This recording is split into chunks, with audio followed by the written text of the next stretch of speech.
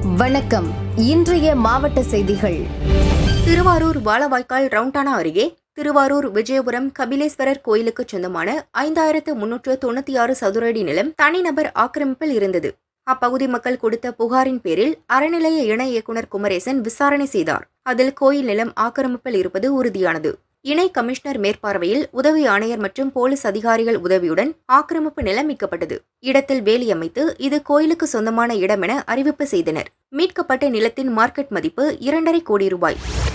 நாமக்கல் மாவட்டம் ராசிபுரம் குருசாமி பாளையத்தைச் சேர்ந்தவர் மனோரஞ்சிதம், வயது 67, ஓய்வு வட்டார வளர்ச்சி அலுவலர். ராசிபுரம் சாலையில் உள்ள SBI ATM மையத்தில் பணம் எடுக்க சென்றார். அங்கு வந்த இளைஞர் ஒருவர் பணம் எடுத்து தருவதாக கூறி அவரின் ATM கார்டை பெற்றார். பணம் எடுக்க பின் நம்பரையும் கேட்டு பெற்றார். ATM மெஷினில் பணம் வரவில்லை என்று கார்டை கொடுத்துவிட்டு சென்றார். சிறிது நேரத்தில் மனோரஞ்சிதம் போனிற்கு 30,000 ரூபாய் எடுக்கப்பட்டதாக மெசேஜ் வந்துள்ளது. பதற்றமடைந்த மனோரஞ்சிதம் உடனடியாக வங்கியை தொடர்பு கொண்டார். அங்கிருந்து CCTVயை சோதித்த போது பணம் வரவில்லை என்று கூறி அந்த இளைஞர் வேறொரு ATM கார்டை கொடுத்தது பதிவாகி இருந்தது. மோசடி இளைஞர் மற்றொரு ATM சென்று அவரின் ஒரிஜினல் கார்டை பயன்படுத்தி 30,000 ரூபாய் பணம் எடுத்துள்ளார். தனிப்படை அமைத்து மோசடி ஆசாமியை போலீசார் தேடுகின்றனர். கள்ளக்குறிச்சி மாவட்டம் உளுந்தூர்பேட்டையில் அக்டோபர் 2ஆம் தேதி VCK சார்பில் மது ஒழிப்பு மாநாடு நடந்தது.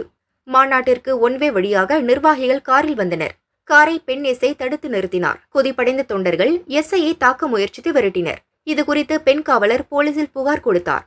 விசாரித்த போலீசார் VCK நிர்வாகிகள் 20 பேர் மீது வழக்கு பதிவு செய்தனர். VCK நிர்வாகி வெங்கடேச பெருமாள் கைது செய்யப்பட்டுள்ளார்.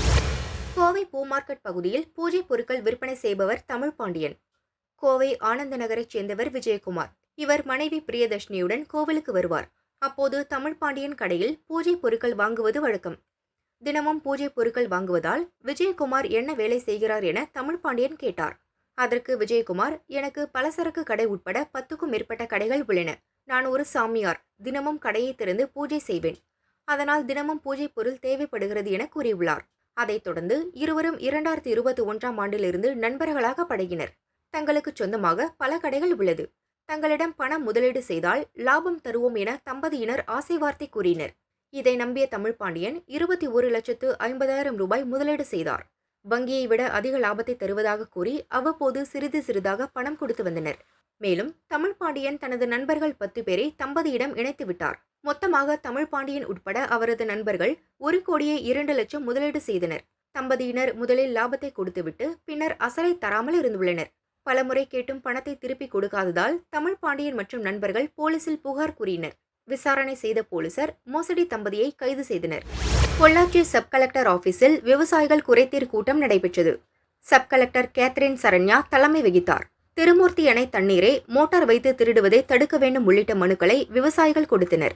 ஆனைமலை சுற்றுவட்டார பகுதிகளில் செயல்பட்டு வரும் தென்னை நார் தொழிற்சாலைகளில் ஆழியார் அணையிலிருந்து வரும் தண்ணீரை கொண்டு பீச்சு அடித்து தென்னை நார்களை சுத்தம் செய்கின்றனர். இதனால் தண்ணீரின் தன்மை மாறி மாசடைந்து வருகிறது.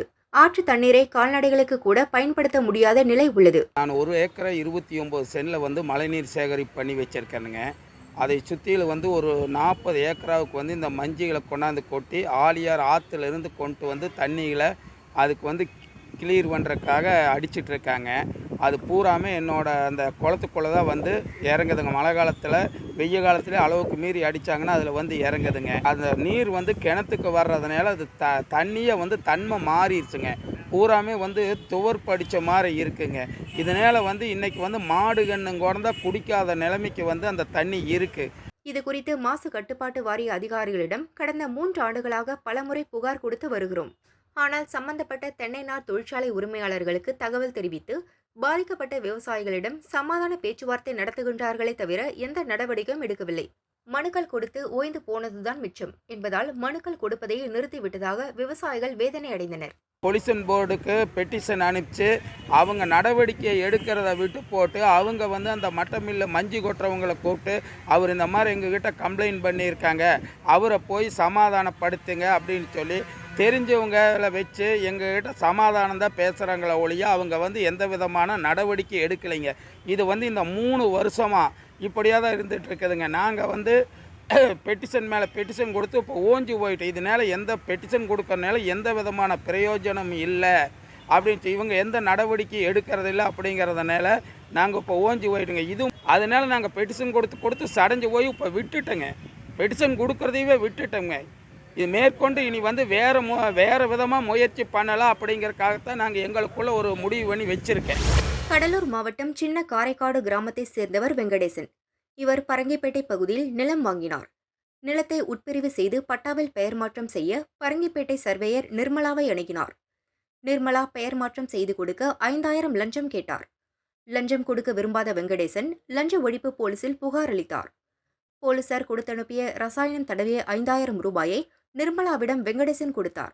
அப்போது அங்கு மறைந்திருந்த டிஎஸ்பி சத்யராஜ் தலைமையிலான போலீசார் நிர்மலாவை கையும் களவுமாக கைது செய்தனர். புதுச்சேரி அதிமுக தலைமை அலுவலகத்தில் அக்கட்சியின் செயலாளர் அன்பழகன் செய்தியாளர்களை சந்தித்தார்.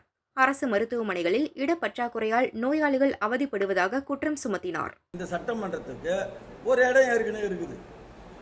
உங்களுக்கு என்ன இடம் பத்தலையா? இப்போ 33 எம்எல்ஏ, நீங்கள் என்ன 66 எம்எல்ஏ ஆக்கினீங்களா? அதே 33 எம்எல்ஏ தானே. உங்களுக்கு இட வசதி பத்தலைன்னா பக்கத்தில் இருக்கிற அந்த சூதாட்ட கிளம்புக்குது இல்லையா, அரசாங்கம் சொந்தமான இடம், அதை இஷ்டு சேர்த்து கட்டிப்போங்களா? அதுக்கு 584 கோடி ரூபாய் புதிய சட்டமன்றம் கட்டுவதற்கு, கட்டுமான பணிக்கு மட்டும் 584 கோடி ரூபாய். நிலத்தினுடைய மதிப்பு ஒரு 400 கோடி. 1000 கோடி அரசாங்கத்துடைய பணத்தில் ஒரு ஆண்டுக்கு வெறும் 12 நாள் நடக்கக்கூடிய இந்த சட்டமன்ற கூட்டத்தொடருக்கு நீங்கள் இவ்வளோ செலவு பண்ணு நினைக்கிறீங்க. ஓகே, சந்தோஷம். ஆனால் இந்த புதுச்சேரி மாநிலத்தில் அரசாங்கத்தினுடைய தவறால் பெருகி வரக்கூடிய தொற்று நோய், நீங்கள் பார்த்தீங்கன்னா வைரல் ஃபீவர், டெங்கு காய்ச்சல், இது வந்து கேஷுவாலிட்டியுடைய அவல நிலை. புதுச்சேரி மாநிலத்தில் இருக்கக்கூடிய கேஷுவாலிட்டியுடைய அவல நிலை. இதில் வந்து ஒரு பெட்டில் வந்து 3 பேர், கீழே எல்லாரையும் உட்கார வச்சு படுக்க வைக்கிறீங்க. இந்த கேஷுவாலிட்டியில் அதிகப்படியான பெட்டுகளை போடுவதற்கு உங்ககிட்ட நிதி இல்லைன்னு சொல்கிறீங்க, வசதி வாய்ப்பு இல்லைன்றீங்க, காசு இல்லைன்றீங்க.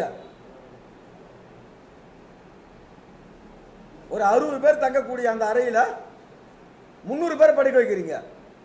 ஒரே பெட்டில் 2 பேர் 3 பேர். கடவுள் கூட உங்களை மன்னிக்க மாட்டான். ஏன்னு கேட்டால் டெங்கு காய்ச்சல் வந்துருக்குது, அது எல்லாருக்குமே தெரியும். டெங்கு காய்ச்சல் உள்ளவனையும் சாதா ஜுரம் உள்ளவனையும் ஒரே பெட்டில் படுக்க வச்சா அவனுடைய நிலைமை என்ன? இங்கே இருக்கிற மருத்துவர்களுக்கு மூளை இல்லையா? மூளை இருக்குது அவங்களுக்கு, வேற வழி தெரியல. பாவம், அவங்க வர பேஷண்ட் கிட்ட திட்டு வாங்குறாங்க. தங்களை வக்கீல்கள் என கூறிக்கொண்டு 3 பேர் மதுரை ஆதீன மடம் வந்தனர். அங்கு மதுரை ஆதீனம் ஸ்ரீ ஹரிஹர தேசிக பரமாச்சாரிய சுவாமிகளை சந்தித்தனர். தமிழக ஆறுகள் வள மீட்பு திட்டம் என்ற பெயரில் லெட்டர் பேடில் எழுதப்பட்ட நோட்டீஸ் வழங்கினர். அந்த நோட்டீஸில் குருசாமி என்பவர் கையெழுத்து இருந்தது. வைகை ஆற்றை சுத்தம் செய்ய தினமும் 15000 தர வேண்டும் என ஆதீனத்திடம் கேட்டனர். அவர் பணம் தர மறுத்தார். கடுப்பான ஆசாமிகள் ஆதீனத்தை தகாத வார்த்தைகளால் சாடிவிட்டு சென்றனர். இதுகுறித்து ஆதீனம் போலீசில் புகார் கொடுக்கவில்லை. இதுபோன்ற டுபாக்கூர் ஆசாமிகள் மீது கலெக்டர் நடவடிக்கை எடுக்க வேண்டும் என வலியுறுத்தினார். அதுக்கு ஒரு நாளைக்கு 15000 ரூபா செலவாகும், அது நீங்கள் கொடுங்க.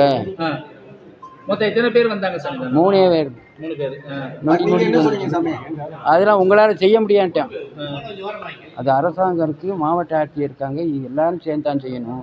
தனி மரம் தோப்பாகாது, உங்களால் செய்ய முடியான்ட்டேன். உடனே அவங்க கோபம் திருச்சு. நாங்கள் வழக்கறிஞரால் முடியாதுட்டேன். முந்தின சன்னிதானம் கொடுத்துச்சுன்னு. முந்தின சன்னிதானம்னா நாங்கள் எங்களுக்கு ஃப்ரெண்டு, அவர் நான் கொடுத்துருவார். நாங்கள் இப்படி தான் வழக்கறிஞரெல்லாம் அவரை ஏமாற்றிட்டு போயிட்டாங்க. நான் என்ன ஏமாற்ற முடியாதுலாம், உங்களுக்கு தர முடியாது, போயிட்டு வாங்கண்ணா. உடனே தாறுமாறாக பேசணும். அதெல்லாம் சொல்ல முடியாது.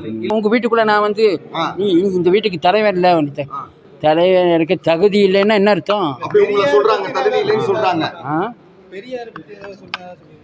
அதெல்லாம் என்னத்துக்கு அதெல்லாம் சொல்லிட்டு இருக்க வேண்டாம்.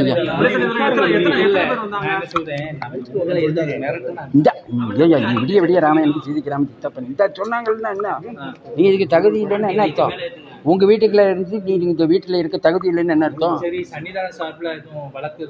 ஆமா, இதுக்கெல்லாம் சின்ன சுண்டை கேக்கலாம் வழக்கும் கிழக்கும். எவ்வளவோ இடங்களை மீட்டு வந்திருக்க சன்னிதானம் தர்மபுர ஆதீனத்துல இங்க வந்து நம்மள வந்து உள்ள மடத்துக்குள்ள வந்து பேசிருக்கலாம். காவல் நிலையத்துல வழக்கு எதுவும் நம்ம அதான் காவல்கிட்ட நான் போக மாட்டேன். சன்னிதானம் நீங்க போக வேண்டாம், நம்ம ஆட்களை விட்டு புகார். அதெல்லாம் புகாரும் பார்க்க நானே பார்த்துக்கிடுவேன். இப்படியே வந்து அடிக்கடி மிரட்டினாங்கன்னா என்ன பண்றது? அது நான் பார்த்துக்கிடுவேன். அடிக்கடி மிரட்டினாங்கன்னா பார்த்துக்கலாம். இது முதல் தடவை பாத்தியெல்லாம் இதை தான் உங்களை விடக்கூடாது. இது இந்த டிவிக்காரங்க நம்பிக்கை இல்லைன்னு இல்லையா, இப்படி ஒவ்வொரு வீட்லையும் ஒருத்தவங்க மிரட்டுவான், அதுக்காக ஒருத்தரும் போய் சொல்லிட்டு இருக்க முடியுமா? நம்மளே பார்த்து பழைய சன்னிதானம் துப்பாக்கிலாம் வச்சிருந்தாரு. இங்கே அதனால நீங்க இந்த சன்னிதானம் துப்பாக்கிலாம் துப்பாக்கிலாம் இருக்கு. எனக்கு வாய் தான் துப்பாக்கி, இந்த வாய்க்கே பார்த்துக்கணும்.